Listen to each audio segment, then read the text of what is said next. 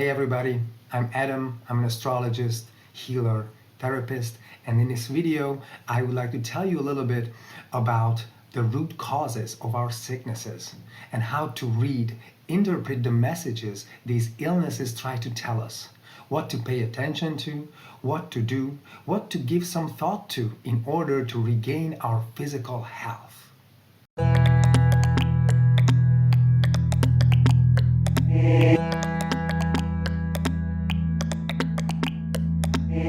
Each and every sickness that we get and struggle with during our lifetime has mental and emotional roots, and all of them try to send us a message, try to tell us something. Even those illnesses you never would have thought.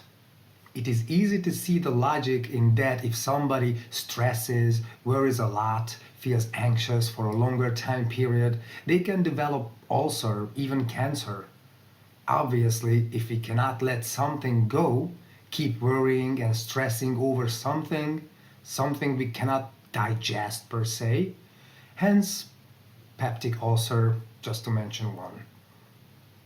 Here the correlation between our mental emotional state and developing such conditions is clear as day and easy to see. But even a simple cold or a broken bone can be rooted in our mental and emotional condition. A lot of people would probably say, oh, it has nothing to do with that. You fell off the ladder and broke your leg. Or somebody sneezed on you and you caught a cold. But think about it. Why did you fall off the ladder?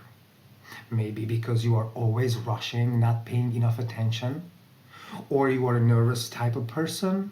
Or you were having some type of problems of yours on your mind that you had been struggling with for long internally. Or you don't trust yourself, therefore your moves and steps are hesitant, and so on, then bam, you already have the mental and emotional causes to your sickness. Or in this case, accident is a more accurate word.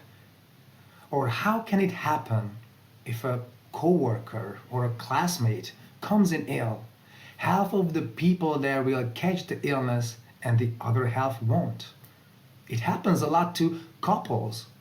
One of them gets the flu, let's say, and they share a bed, they sleep together, but somehow the other person still won't catch the sickness. Sure, they have a strong immune system, but why is it so strong?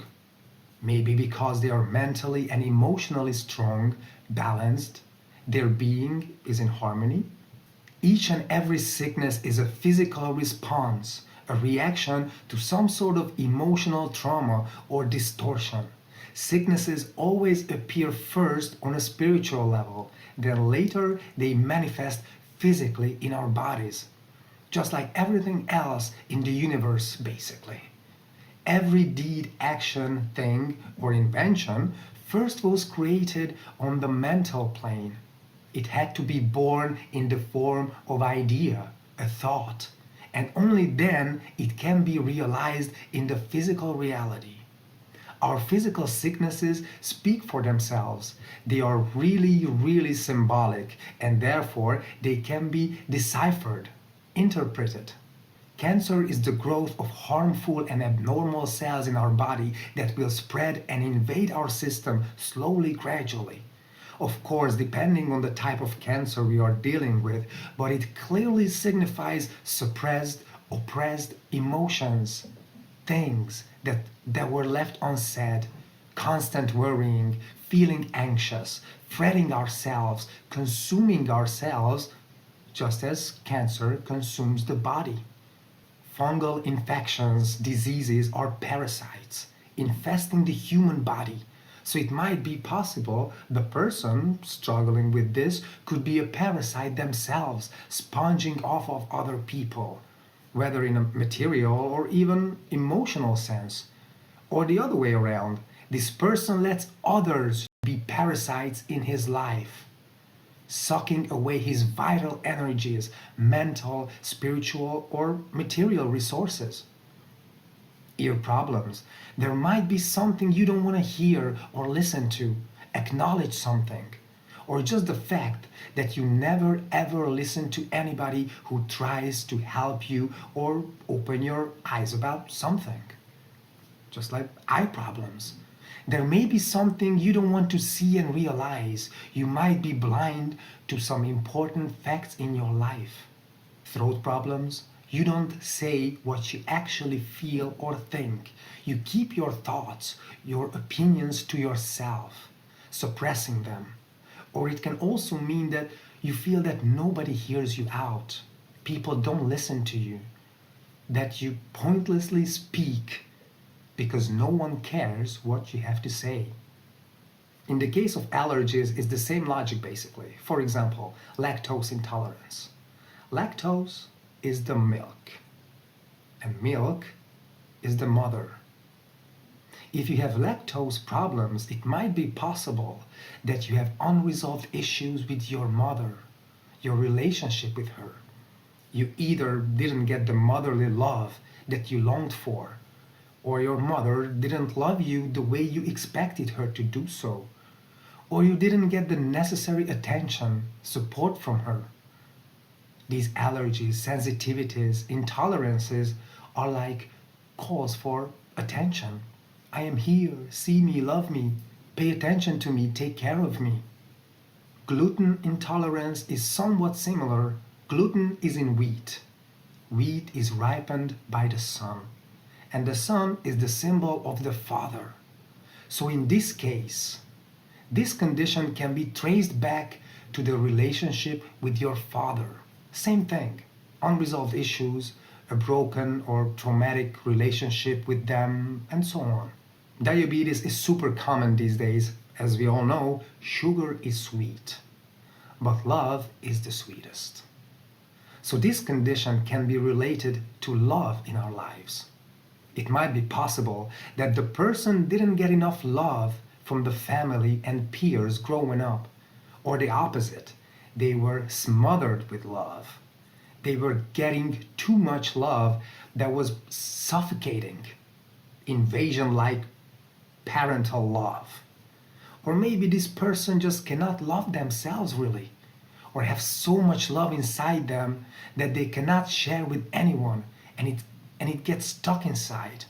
Obviously, all the processed food we consume is full of harmful ingredients, sugar, corn syrup, preservatives, and so on, which just makes the situation worse. But still, there are so many people eating these things, yet not everybody becomes diabetic or allergic or intolerant.